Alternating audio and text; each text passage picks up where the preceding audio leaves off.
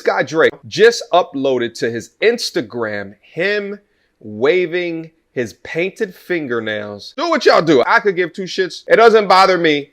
The reason I really do not like it is because you cannot follow any man that does stuff just for money. And what Drake is showing right here is compromising for the dollar. And it really makes you think that of all of the top earning men within society that make up a component of culture, are they just afraid of being masculine?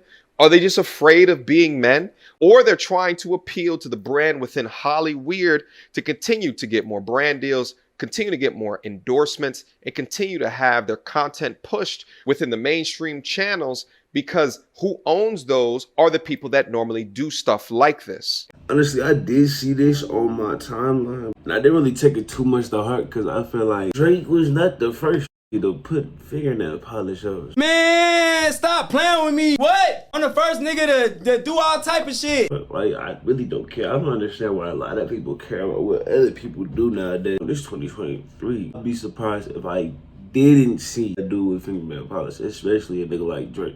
Embarrassing. No, so I'm saying you don't think men were more masculine back then than they are now?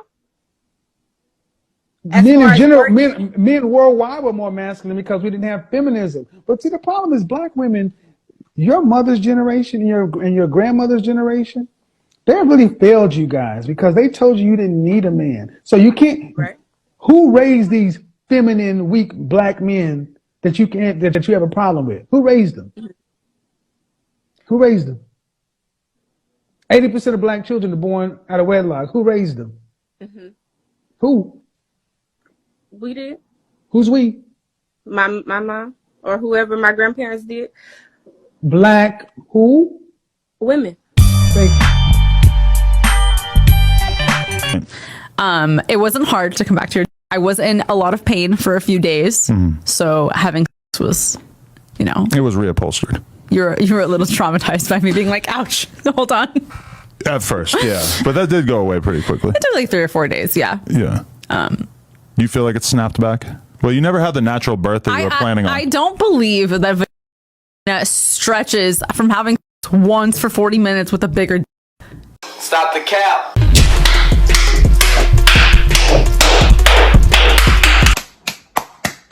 Stop the buck.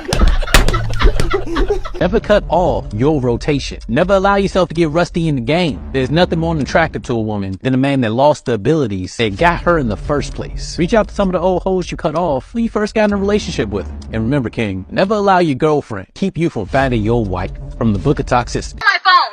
No. Dad, give me my phone. No. If you don't give me my phone, we are done. I'm going through it. I want to see it. Give me my phone. I want to see it. Give me my phone. Babe, don't break the glass. Give me my phone. No. Give me my phone. What are you hiding? What are you hiding? Babe, give me my phone. No, don't do that. No. Give me my phone.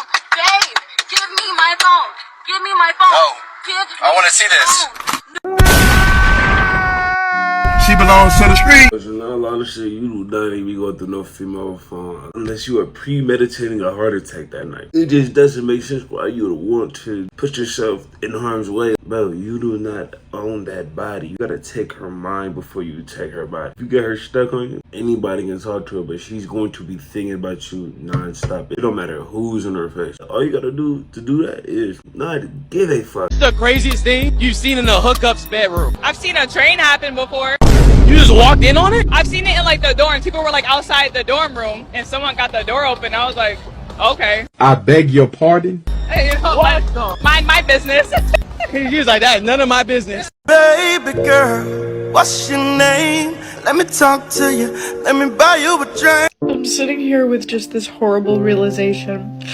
I have spent most of my days figuring out how I can become physically, mentally, financially, spiritually healthy enough to be able to afford and take care of a child.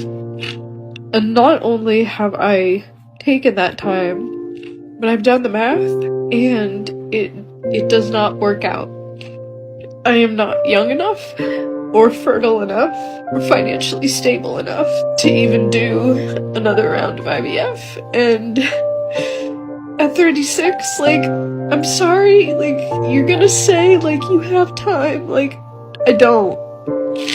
because I can't spend another minute of my life trying to make something work when I'm just fighting upstream. I don't have a support system. I don't have the money. I don't have the resources or the community. And it just kills me. It kills me that I had embryos with my ex-husband that were viable, and they're just gone now. And my future with those children and my life as a mother is just, it's gone. And it's not just that it's gone, it's the fact that it was decided for me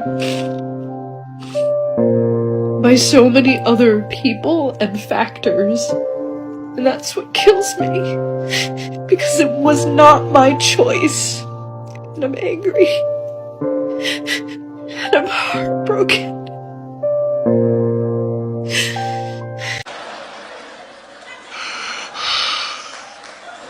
Oh, wow.